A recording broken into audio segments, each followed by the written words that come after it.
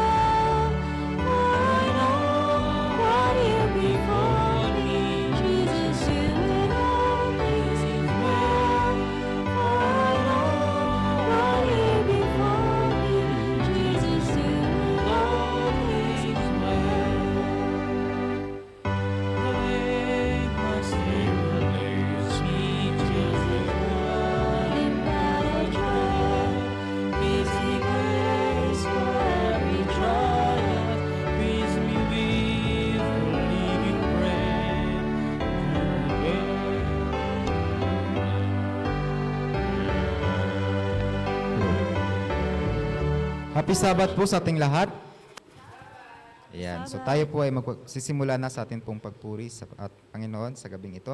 Ngunit bago po ang lahat, tayo po muna ay manandali ang manalangin. Atin pong iyok ang ating mga ulo. Dakila at mapagpala namin Diyos, kami po ay lubos nagpapasalamat sa inyong pangalan, sa inyong patuloy na pagpapalang pinakakalob sa amin sa bawat araw. Dalangin po namin, Ama, sa aming pong pagsamba sa gabing ito, pagkalaban nawa kami ng karunungan at magandang boses na amin po, Panginoon, magamit sa pagpuri sa inyong pangalan. Naway patawarin po kami, samang po kami nasumpungan, nagkulang, nagkasala, sa salita, sa gawa, liman po ito, at nang sa ganon kami po ay maging karapat-dapat sa inyong harapan upang papurihan yung pangalan. Ito po aming dalangin sa pangalan ni Jesus. Amen. Para po sa ating unang awitin, atin pong kantayan ang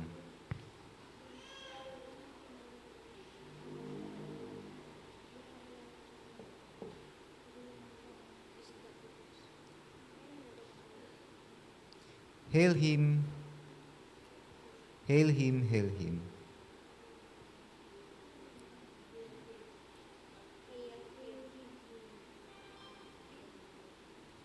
Ano na lang po, worship the King.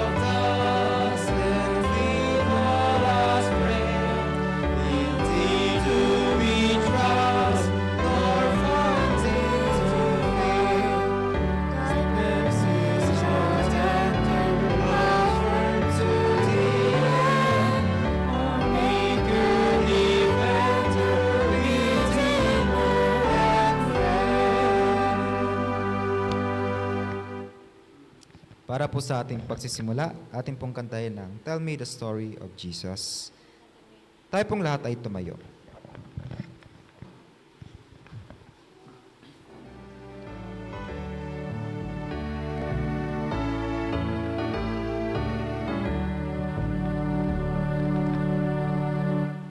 Tell me the story of Jesus, write on my heart every word. Tell me the story most precious, sweetest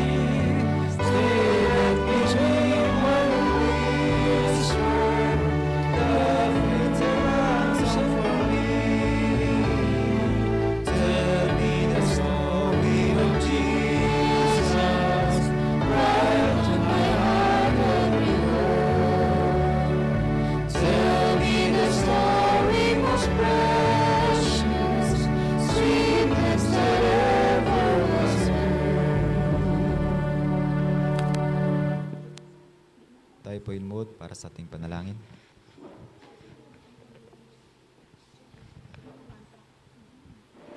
Let's pray. Dakila at maugpala namin Diyos, kami po ay muling lumalapit sa inyong paanan at pinupupurihan inyong pangalan. Dahil sa inyong pong kabutihan ay inyong ginawad sa amin, nakarating po kami ang araw ng Sabat ng mapayapa. Dalangin po namin, Ama, nawa kami po ay inyong patawarin, linisin sa aming mga nagawang pagkukulang pagkakasala. Sa salita, sa gawa, limang po tayo ng sagadan kami po na maging karapat-dapat muli sa inyong harapan upang papurihan po kayo at yun din po, Panginoon. Dalangin po namin sa gabing ito na way pagkaluban po kami ng katalinuhan na ang amin pong mapakinggan ay amin po itong may nawaan, may sa puso at amin rin po itong may bahagi sa mga tao. Dalangin ko rin po, Panginoon, ang lahat po ng mga kapatiran na naririto, naway bless niyo po sila at bigyan niyo po sila, Panginoon, ng divine understanding ng sagaran ng Panginoon. Ang kanila pong mapakinggan ay tumatak sa kanilang puso at kaisipan at yan din po ay kanila itong may bahagi sa mga tao. Dalangin rin po namin, Ama, ang mga kapatiran na hindi po namin kasama sa mga oras na ito. Sama po sila naroon sa kanilang mga tahanan, ay nawa po, Panginoon, sila inyong dalawin, puin ang kanilang mga puso.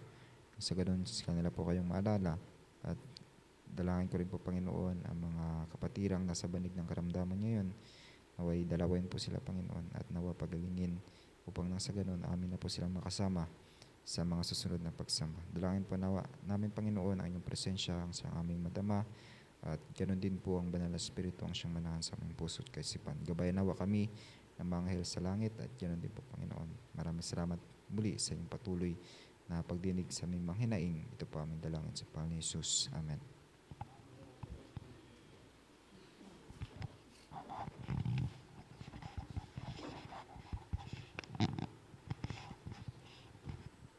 Isang kagalakan sa gabing ito, mga kapatid, na tayo po'y muling nagkakasama, atin pong sambahin at purihin ang atin pong Panginoon sa gabi pong ito. Happy Vesper and Happy Sabbath po sa ating lahat, na tayo po ay iningatan ng Panginoon sa ating mga gawain sa araw-araw, na tayo po ay patuloy niya binigyan ng buhay, gayon din sa ating mga kalakasan. Kaya sa gabi pong ito ay atin pong i-extend ang ating mga kamay para ating pong batiin ang ating mga kapatid sa isang masayang panahon ng Sabat na tayo po ay muling narito. Okay? Yan, Sabat.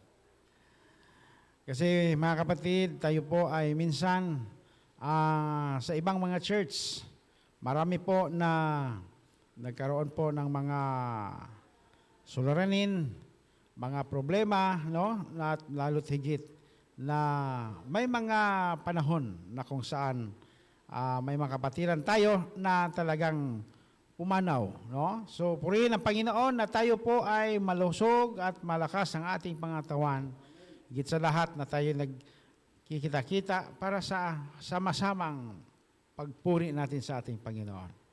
So, ngayong gabi ay tayo po ay babanggitin ko ang pagkakasunod-sunod ng ating sequence ng ating pagsamba.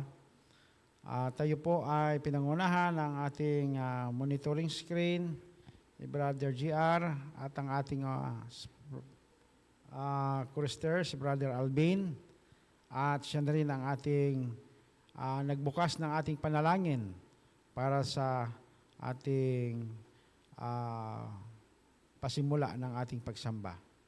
So, kasunod dito, mga kapatid, ang inyong pong lingkod, ang presider, and then tayo po ay makakarinig ng mensahe ng awit na ibigay sa atin ng mga kabataan.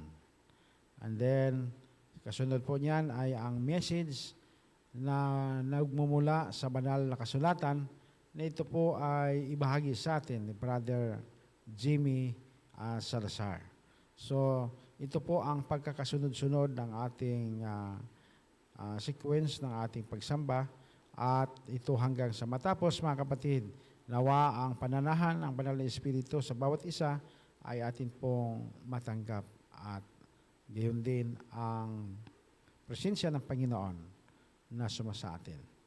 Ibigay ko ang panahon sa ating mga kabataan para sa kanilang mensahe ng awit.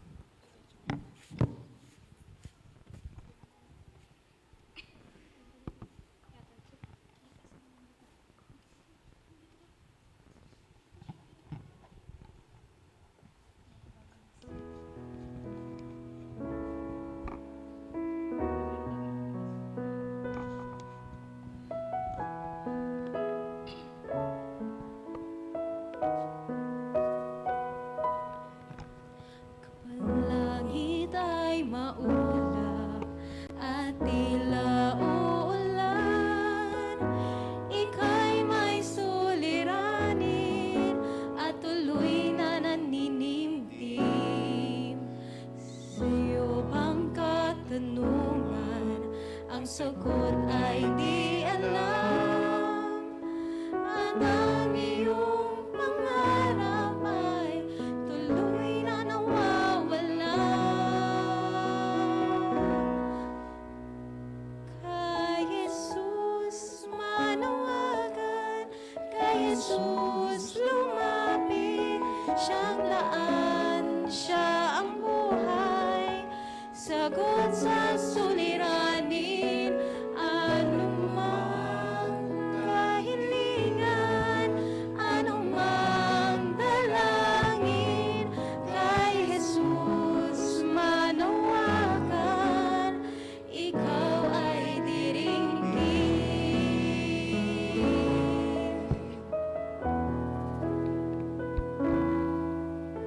Tulad ng mga propeta noong una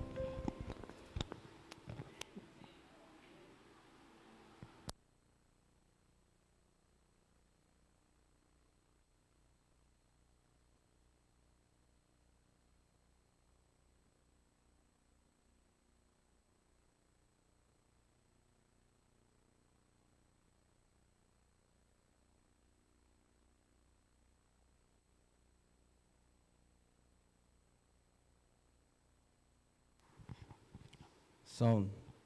Happy Sabbath po mga kapatid.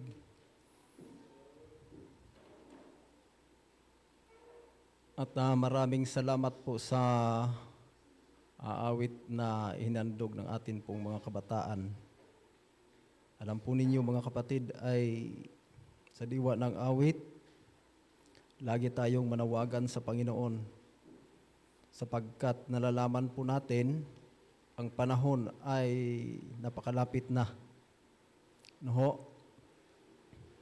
Sa gabi pong ito, tayo po ay mag-aaral sa salita ng Diyos.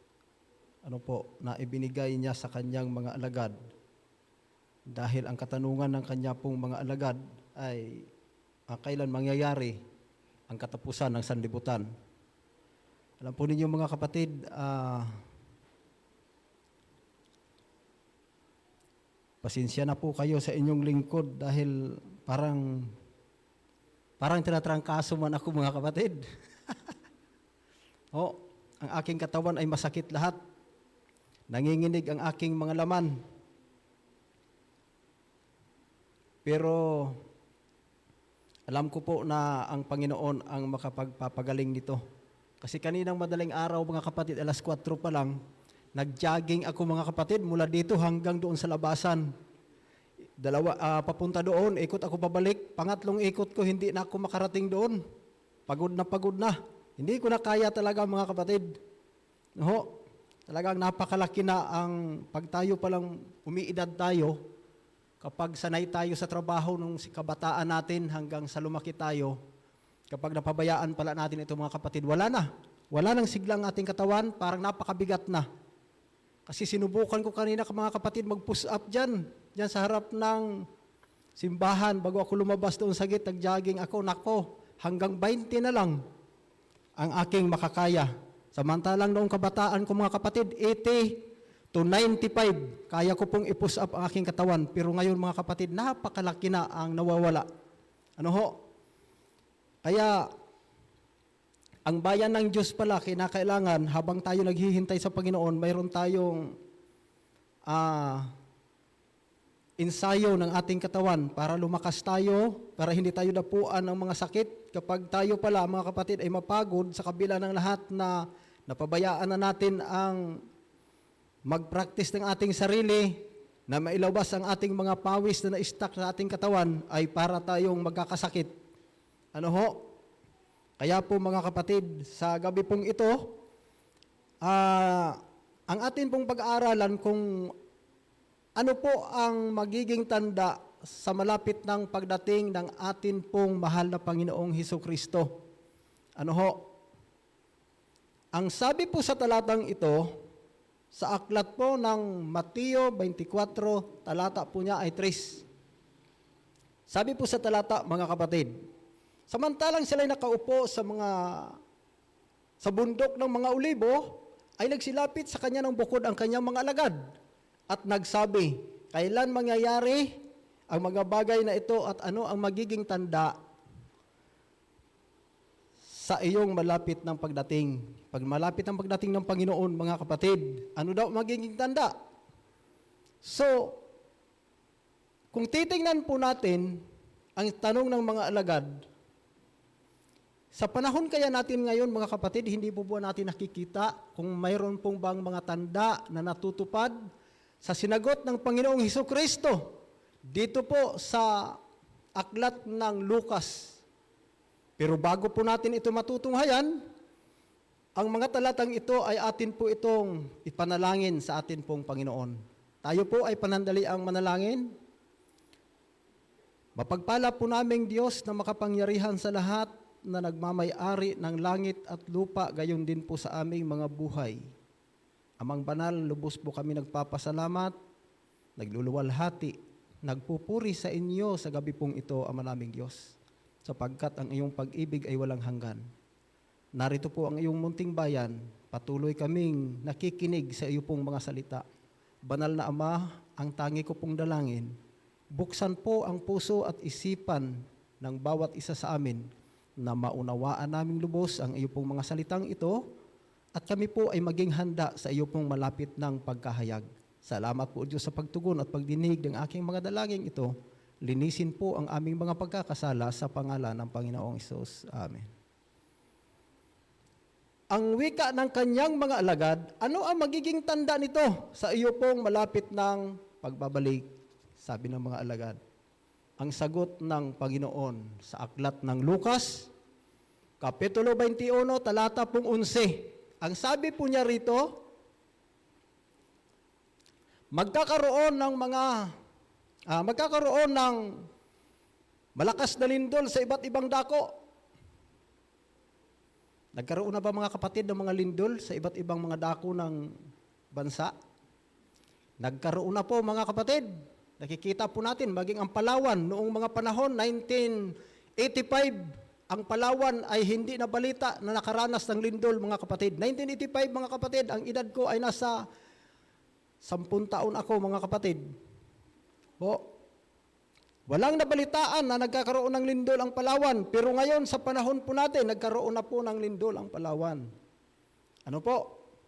Sabi pa po dito, ba't ibang dako? Magkakaroon ng mga kagutom at mga salot at magkakaroon ng mga bagay na kakilakilabot at ng mga dakilang tanda sa langit.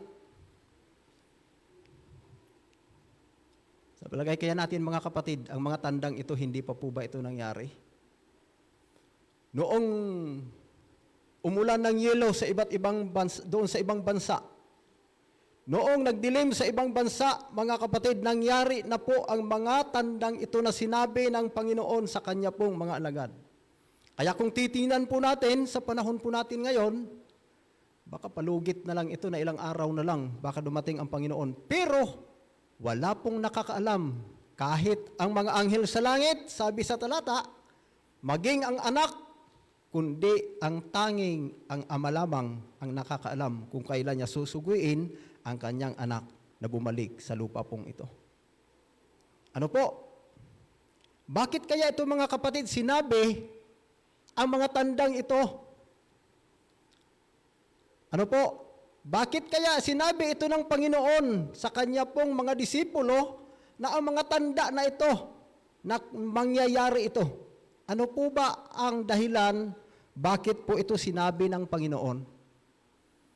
Ang dahilan mga kapatid, ang kasagutan niya, matatagpuan po natin dito po sa Mateo 24, ganun pa rin pong aklat, Mateo, at ganun pa rin pong kapitulo, at ang talata po niya ay 36.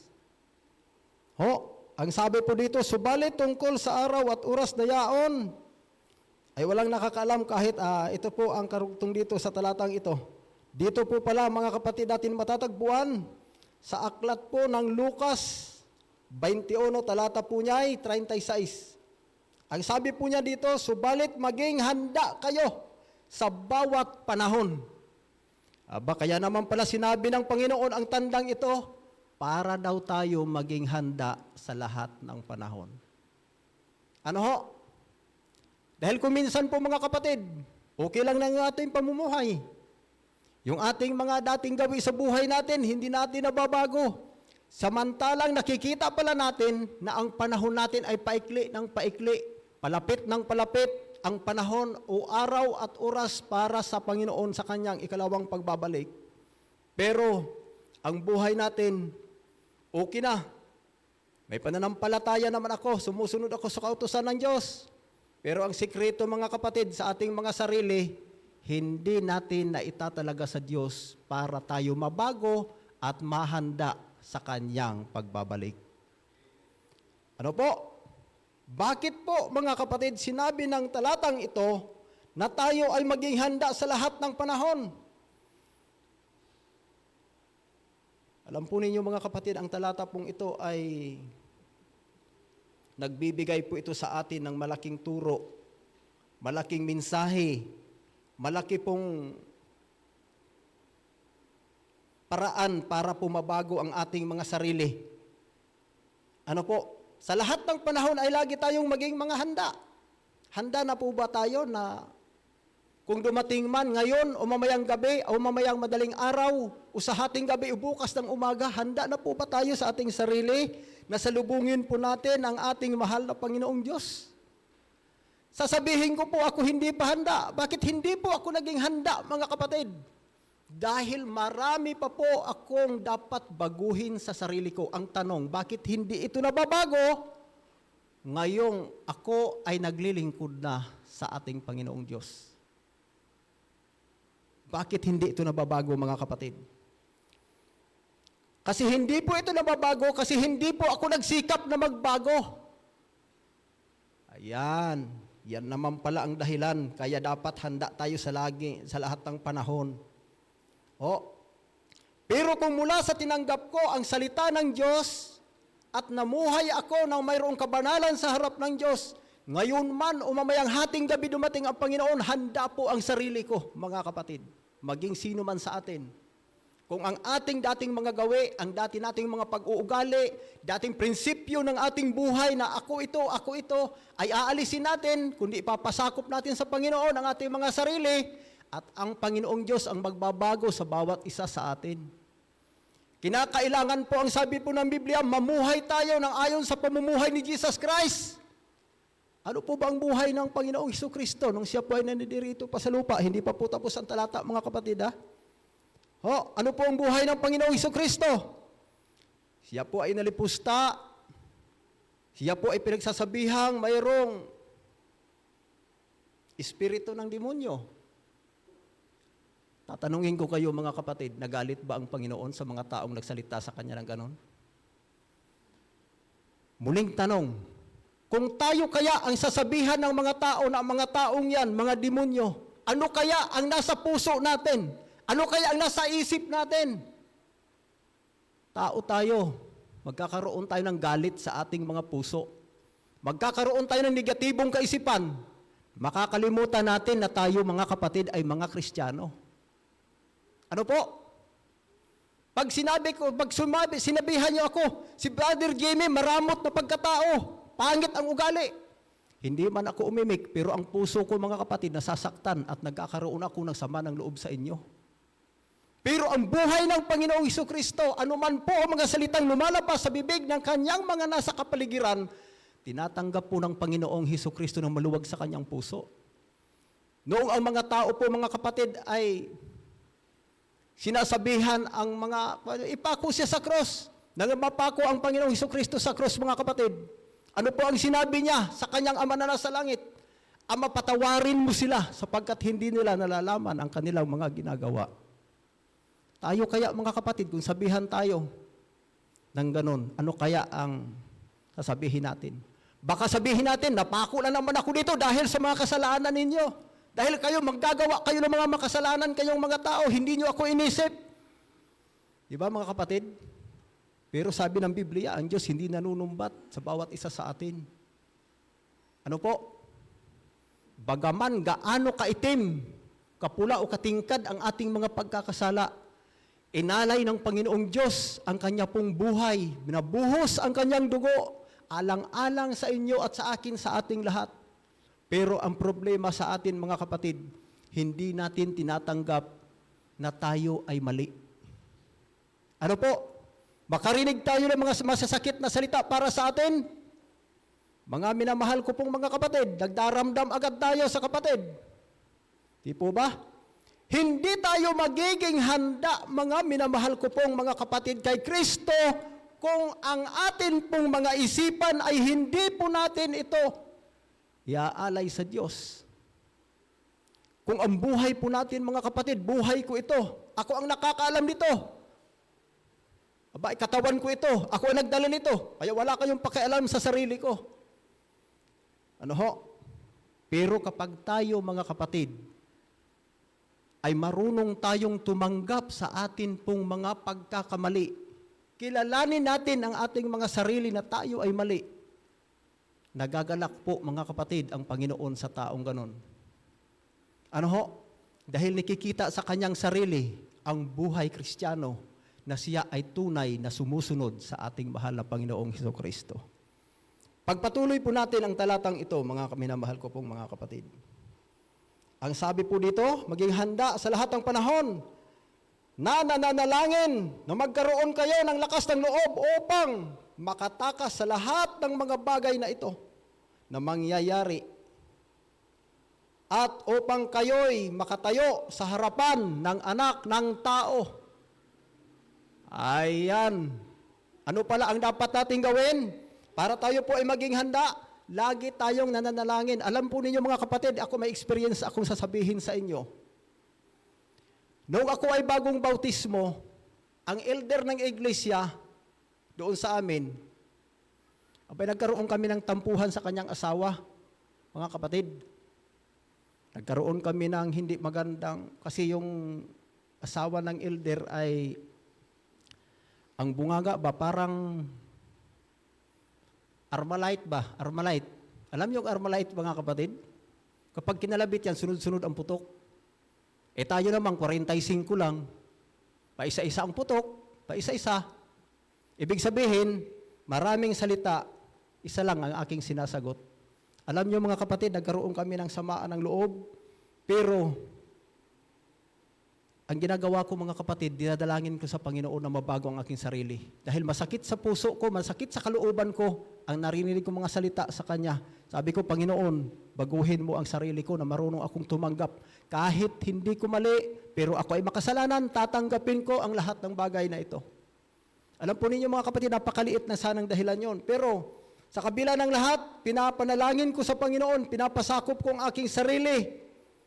At gayon din mga kapatid, ang aking pananalita, sabi ko, Panginoon, pigilin mo ako sa pagsasalita.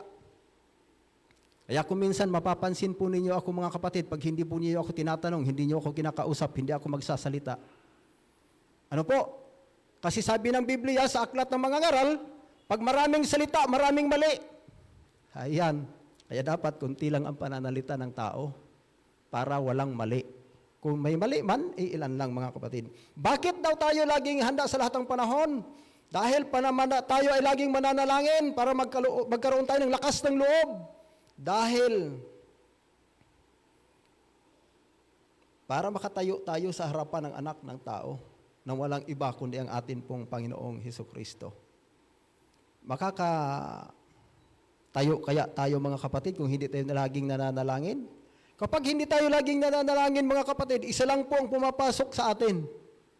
Kapag tayo po ay minsan na lang manalangin, minsan na lang tayo magbasa ng Biblia, kaya nung nakaraang araw mga kapatid, alam po ninyo, nung ako ay nagtatrabaho doon sa may, ano pang pagkatawag nito na lugar doon sa banda kila Jimmy, tinirahan. Alam po ninyo mga kapatid, bawat linggo, hindi ako nakakapagbuklat ng Biblia. Worship lang kami, umaga, gabi. Para bagang nawawala sa isip ko ang linya ng salita ng Panginoon. Ganun pala tayo mga kapatid kapag hindi tayo laging nag-aaral ng Biblia. Parang nawawalan tayo ng ganang magbuklat ng Biblia. Ano ho? Kasi sikap tayo sa trabaho. Isang linggo, isa lang ang pahinga natin. Sabat lang dito, simba. Merkules, hindi pa ako nakakapagsimba kasi nandoon kami, stay-in kami doon. Biyernes, nakapagsimba lang po ako. Sabat na. Makikinig lang, wala na. Yun lang. Alam niyo mga kapatid, napakalaki palang pagkukulang natin kapag tayo ay walang panahon, ni kahit kaunting panahon lang para magbasa tayo ng Biblia sa isang araw. Noong ako ay laging nagbabasa ng Biblia, mga kapatid, dahil ako naman ay hindi nakapag-aral, gusto ko matutong magbasa. Nagsisikap po ako na marunong akong magbasa at pinapanalangin ko sa Panginoon ito. Ayun, sa tulong ng Panginoon, nagpapasalamat ako sa Diyos, purihin ang Panginoon, pinagkaruuban din niya ako ng napakaliit na karunungan at kaalaman para maintindihan ko ang salita niya. At sumunod ako sa Kanya ng matuwid sa Kanya pong mga salita. Kapag tayo mga kapatid ay nalilihis o nakakalimutan natin ang manalangin o mag-aral ng Biblia, sino po ang pumapasok sa atin mga kapatid? Ang diablo pumapasok po sa atin yan. Yun po ang nagbibigay sa atin na walang tayong ganang mag-aaral ng Biblia dahil gusto ng kaaway ng Diyos na hindi tayo maligtas, hindi manatili sa atin ang salita ng Diyos. Ang sabi dito sa talatang ito, sa unang Pedro, talatang 5, kapitulo 5, talatang 8, mangag-ingat kayo. Sabi pala dito, magpakatino kayo, magbantay kayo. Ang dyablo na inyong kaaway ay katulad ng leon na umuungal at humahanap ng kanyang masisila. Aba, kapag hindi pala tayo laging mapanalanginin, kaya pala sabi dito sa talata ng Lucas 21:36, magsipaghanda, manalangin, maging sa lahat ng panahon ay maging handa tayo. Baka hindi tayo makaharap sa anak ng tao sa kanya pong pagbabalik sa atin pong Panginoong Hesukristo. Bakit pala mga kapatid? Dahil ang dyablo ay gaya ng leon, naghahanap ng kanyang masisila. Kapag tayo ay naagwat lang ng konti sa relasyon natin sa Panginoon, papasok ang dyablo, mga kapatid. Ano ho? Dahil ang dyablo po, mga kapatid, maging sa loob ng ating iglesia, pumapasok po ang dyablo dito. Ho? Nakikita po natin yan, mga kapatid, sa mga tala ng Biblia, na magkakatipon ang mga anak ng Diyos para sumamba. Si Satanas, kasama nila doon sa loob. Ano po? Dahil bibigyan niya, sitingnan niya ang bawat isa sa atin kung sino ang kanyang aalisin ang pag-focus sa pakikinig sa salita ng Diyos, mga kapatid. Kaya kung minsan po makikita natin may mga kabataan na hindi ko naman pinagtatamaan tayo, mga kapatid, ano ho, ito lang naman po ang totoo. Pag mayroong nagsasalita, siging kasi cellphone, pumapasok doon sa kabilang kwarto para hindi makita ng mga tao, tago-tago doon. Sige, ang cellphone, mga kapatid. Yan, kasama ng dyablo doon sa kabila, mga kapatid, para mawala ang pagpuko sa salita ng Diyos, para maligaw sa kanyang pananampalataya. Kasi si Satanas, humahanap ito ng masisila, umuungal siya. Kaya ngayong mga panahon, mga kapatid, kung makikita po natin ang ating sanlibutan, tugtog doon, tugtog dito, doon sa amin, mga kapatid, ito talaga ang totoo. Pag may birthdayhan doon, mga kapatid, parang piyesta. 3 araw, 3 gabi, bago matigil yan. Kabilaan ang tugtog yan, mga kapatid, kasi ang mga tao doon, pagkalmada, kasi malakas ang kita sa laot, sa pangingisda, mapira. Ayan, pag may birthday yan, mga kapatid, kumakatay sila ng kanilang mga pagkain, naglilitson yan. Alam nyo, ang video okay, talagang, sabi ko, ang lugar na ito parang Sodoma at Gomora. Ganun po ang sanlibutan ngayon. Makikita po natin yan sa ating mundo, mga kapatid. Kasi si Satanas, ayaw ni Satanas na mayroong makikinig sa salita ng Diyos, mga kapatid. Pero kapag ikaw ay nangaral, ay ayaw namin, mga Sabadista, mangakit na naman yan. Pero sabihin mo, may pista doon. Ay nako, mga kapatid, kahit mga anak lang maliliit, bingwitin lang yan, makasakay lang sa bangka, makapunta sa pistahan, makapunta sa sayawan. Ano ho? Alukan mo ng babasahin. Ito po, kunting share lang po kung ilan lang ibibigay nyo. Ay, wala kaming pera. Pero, makikita mo, mga kapatid, pag dumating ang mga okasyon nila na gusto nila, bili ng alak hanggang sa mga hulog sa tulay sa kalasingan.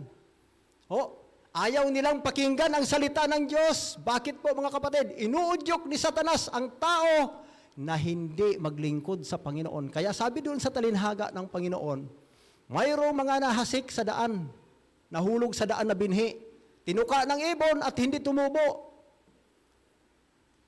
May mga tao na bahagian mo ng salita ng Diyos, tama lang yan makinig. Mamaya-maya, wala na yan sa isipan nila. Inagaw ng dyablo, sabi ng Panginoong Hesukristo, inagaw ng dyablo ang kanilang mga pag-iisip upang sila ay hindi manalig at maligtas. Sa panahon natin ngayon, mga kapatid, baswerte nga tayo dito.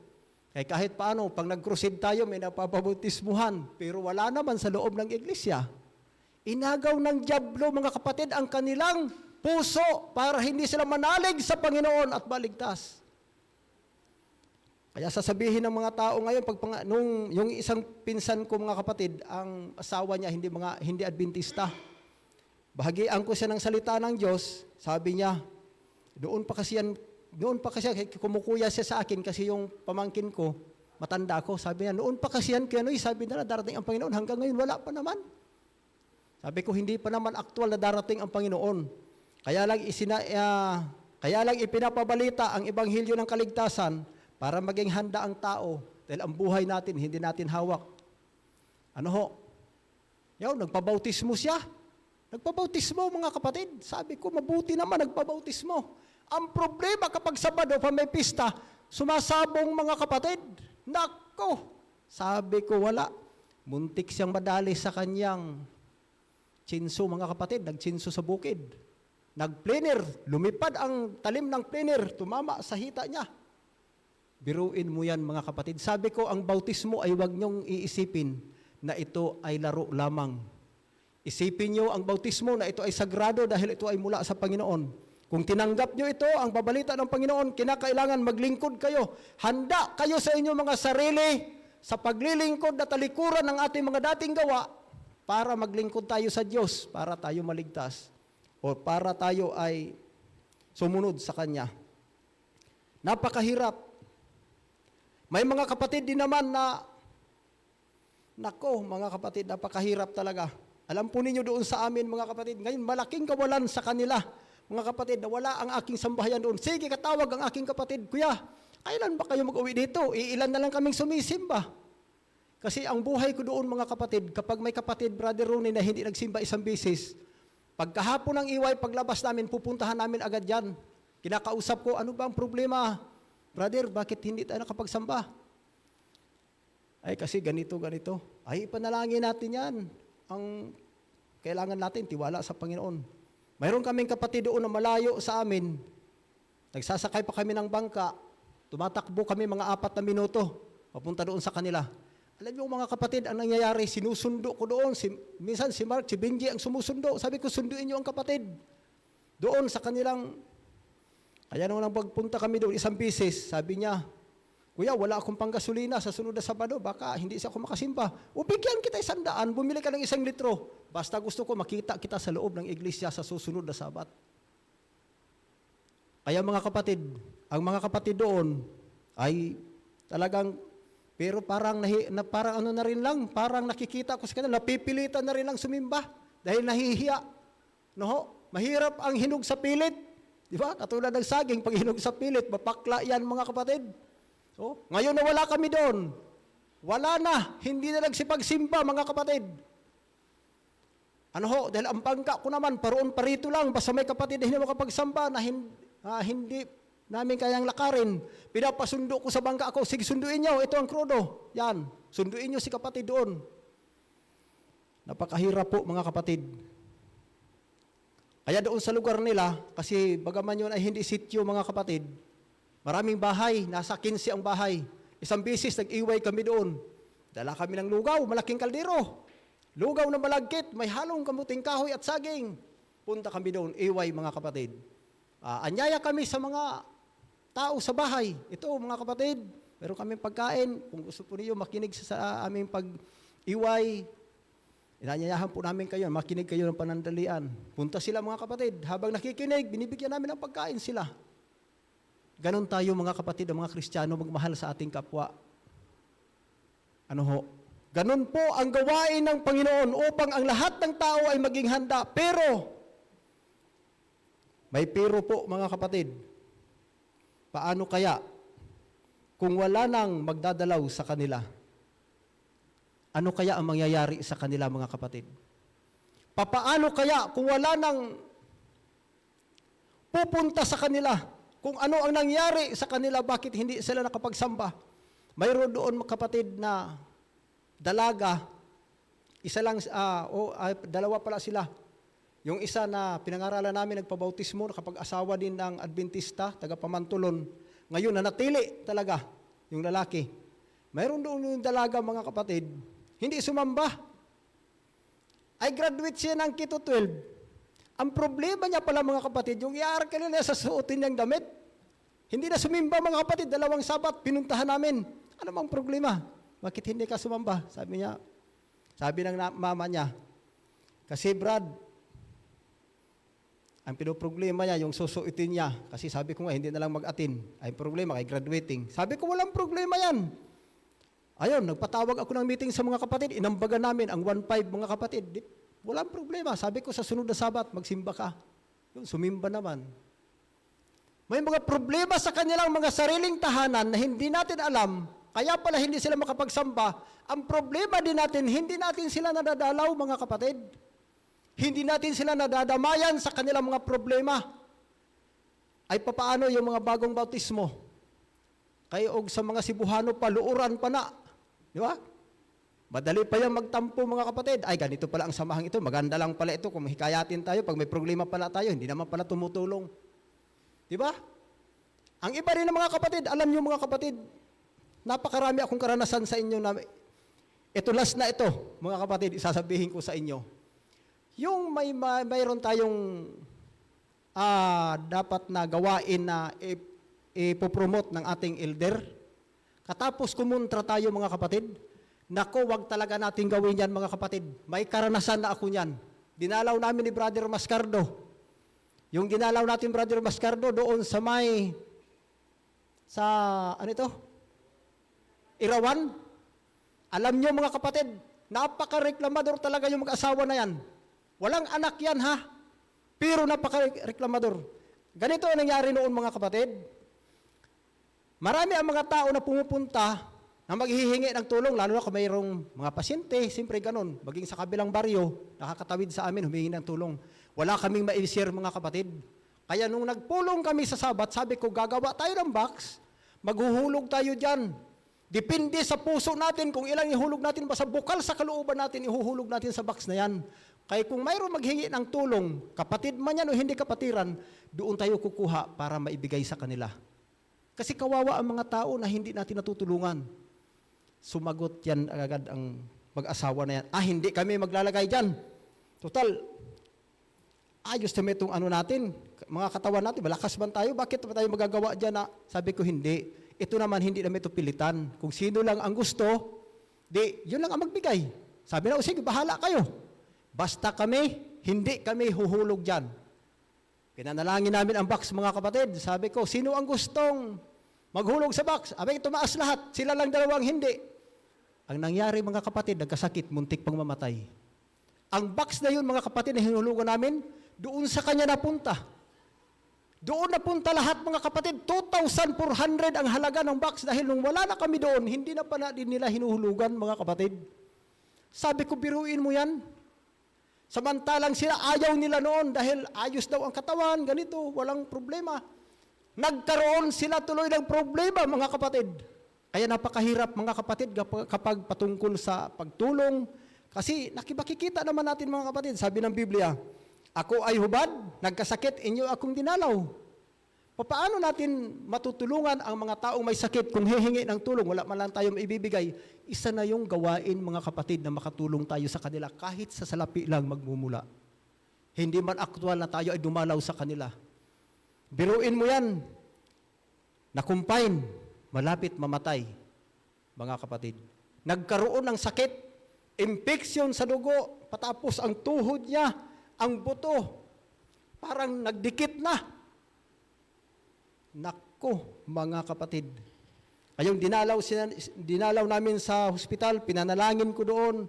Ayon, awa ng Diyos, nakalabas din. At ngayon, sige pa ang follow-up, check-up, mga kapatid. Kaya pag mayroon po tayong mga layunin dito sa loob ng iglesia na mabuti naman, mga kapatid, wag po talaga tayong sasabing, ay, ayaw ko. Ay, parang wag tayo ay magnegatibo ng kaisipan mga kapatid. Paggawain ng Panginoon, sulong lang tayo ng sulong. Ako mga kapatid, hindi ako tumatanggi sa gawain ng Panginoon. Hindi ako tumatanggi. Kahit yung 5 namin doon, sa Liminangkong 2 na. Ang ambaga namin nasa 500 per family. Ilan pamilya lang kami mga kapatid. Sige, ambag. Sikap ako mga kapatid, pamana. Kasi ako naman, mamamaril ako ng isda mga kapatid. Ang 2,000, nakikitain ko, kalahating araw lang yan mga kapatid, pag ako ay lumaot sa dagat, sa tulong ng Panginoon. 2,000 yan, hanggang alas 12 lang yan mga kapatid, uwi na ako. Ang isda ko ay, marami na sa isbak, mga gandang isda pa. Kaya kumikita ako ng ganun. Pero ang problema lang sa dagat, kapag malakas, hindi ka makalaot, mga kapatid. Kaya ganun po, ang sabi dito, ang leon na parang, ang diablo ay parang leon na umuungal. Kaya yung mga taong nagrereklamo, or ayaw nila sa gawain, mga kapatid, ginagamit po yan ni Diablo. Inaagaw ang ating focus na makilahok tayo sa gawain dahil ayaw po natin na sumulong ang gawain ng Panginoon. Mga minamahal ko pong mga kapatid, marami pong patutuo ang Panginoon sa buhay natin. Kaya hindi po natin ito isa walang bahala, mga kapatid. Kung may maitulong man lang po tayo, tumulong po tayo, mga kapatid. Ang paggawa natin ng mabuti, ayon sa tala ng banal na kasulatan, ang ating mga pangalan nakatala sa aklat ng buhay. Pero kung gumawa tayo, mga kapatid, ng masama, ang ating pangalan nakatala sa aklat ng kamatayan. Mga minamahal ko pong mga kapatid, nananawagan po ang Diyos sa atin na tayo ay maging tapat, maging handa sa lahat ng panahon. Gumawa tayo habang ang ating gawain ay bukas pa ang pintuan ng awa ng Panginoon. Kung magsara ang pinto ng awa ng Panginoon at hindi tayo makapagbigay ng mensahe sa ating mga kapitbahay, ang kanilang dugo ay sisingilin sa atin, tala ng Biblia. Kaya dapat po tayong gumawa, mga kapatid. Ang inyong lingkod, mga kapatid, kaya sabi ko nga, hindi ako mahirapan kayo. Kahapon, mga kapatid, nag-seminar kami doon sa misyon patungkol sa kambasir. Sabi ko, kung kambasir, mahihirapan ako kasi hindi ko pa alam ang diskarte. Pero kung ako ay mangangaral lang, kasi may mahaba na ang karanasan ko dito, mas madali akong pumasok dito, mga kapatid. Pero sabi ko, sige lang, susubukan ko lang. Kung ano lang ang kaloob ng Panginoon sa akin, gagawin ko. Dahil ito naman ay gawain. Ano ho? Lahat ng mga gawain, mga kapatid, wag po tayong mag-aalinlangan, wag po tayo, naku, mabuti pa nga dito sa atin, kay tayo, may mga pira tayo. Ako, may pira ako doon, pero 500 lang, pang-ambag ko sa, pambigay ko sa liman, kung sino ang magiging liman, mga kapatid, nakahanda na yon para sa liman. May pira ako doon, mga kapatid. Kaya ako, mga kapatid, ang inyong lingkod sa totoo lang, sa tulong ng Panginoon, hindi ako tumatanggi talaga, mga kapatid. Anuman ang mga bagay na pagkakasunduan, pagbimitingan sa board, hindi talaga ako tumatanggi, mga kapatid. Sinisikap ko talaga, mga kapatid, na ako ay makapagbigay doon sa ambagan. Dahil alam ko na ito ay gawain ng Panginoon na hindi dapat ito ay maudlot, kundi patuloy nating maipalaganap. Dahil kung tayo, mga kapatid, ay kasi, mga kapatid, ako ay manikot, o sa mga kuang pasibuhano pa, manikot ko magbasa o mga babasahon. Doon sa amin, mga kapatid, mayroon akong aklat na mga payo sa pagiging katiwala. Alam po ninyo, mga kapatid, binabasa ko yung palagi kapag bagyo na hindi ako makalaot, yun lang, doon na ako nakapokus. Biblia at saka yung aklat na yun. Nabasa ko doon, mga kapatid, na kapag may gawain pala, katapos tayo ay reklamo ng reklamo, nako, si Satanas talaga nag-uudyok sa atin, sabi ni Ellen G. White. Mga kapatid, doon sa aklat ng pagiging katiwala, napakagandang basahin yun, mga kapatid. Marami kaming aklat doon. Ang aklat namin, ganyan nakakapal. Doon sa bahay. Sige lang ako basa-basa niyan pag wala akong gawa. Sige lang basa ng aklat na yan, maging Biblia. Kaya doon ko nasabi na hindi pala talaga tama. Maging sa mga fellowship, mga meeting sa board, kung hindi tayo aatin, abay si Satanas pala ang nagpipigil sa atin yan, mga kapatid. Nandoon talaga lahat ang mensahe patungkol sa mga naglilingkod sa Panginoon. Kaya mga minamahal ko pong mga kapatid, sa gabi pong ito, ang mensahe ng Panginoon na siya ay malapit ng dumating, dapat tayo maging handa, dapat tayo ay maging mapanalinginin para magkaroon tayo ng lakas ng pananampalataya na sa pagkahayag ng ating Panginoong Hesukristo, lahat tayo ay sasalubong sa Kanya, ni isa man ay walang mawaglit. Ito po ang aking dalangin at sumaatin ang kapayapaan sa gabing ito.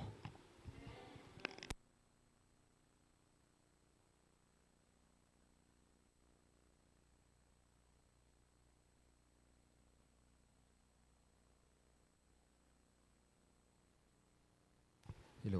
Bilang tugon po sa ating mensaheng narinig, ating pong kantayan ng Hold Fast Till I Come. Hold fast till I come.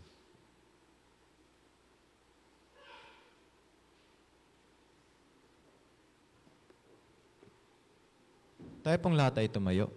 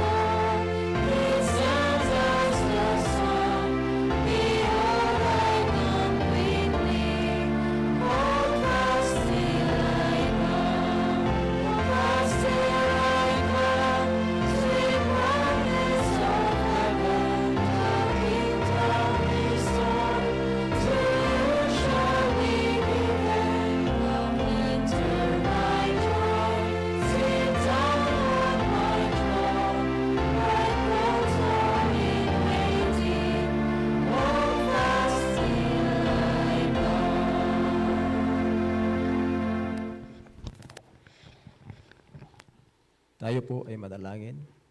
Mahabagin po naming Ama na ang tahanan ay nasa langit ng mga langit.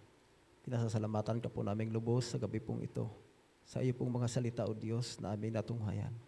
Nawa, Panginoon, patuloy na pagtibayin ang aming pananampalataya bawat isa at kami ay maging handa hanggang sa iyong pagkahayag. Baguhin mo po ang estilo ng amin pong pamumuhay na mamuhay kami na mayroong kabanalan sa iyo pong banal na harapan. Patuloy na dumaloy sa aming puso at isipan ang banal na Espiritu na siya po ang magbabago sa bawat isa sa amin. Alisin mo po sa aming mga sarili, O Diyos, ang aming mga ugali hindi kaya-aya sa inyo, maging ang aming mga gawa at pag-iisip. Nawa, Panginoon, mamuhay ang katuwiran at ang kabanalan sa amin pong mga sarili. Salamat po, Diyos, sa pagtugon at pagdinig ng aking mga dalangin. Ang lahat pong ito ay aking hinihiling sa pangalan ng Panginoong Hesus. Amen.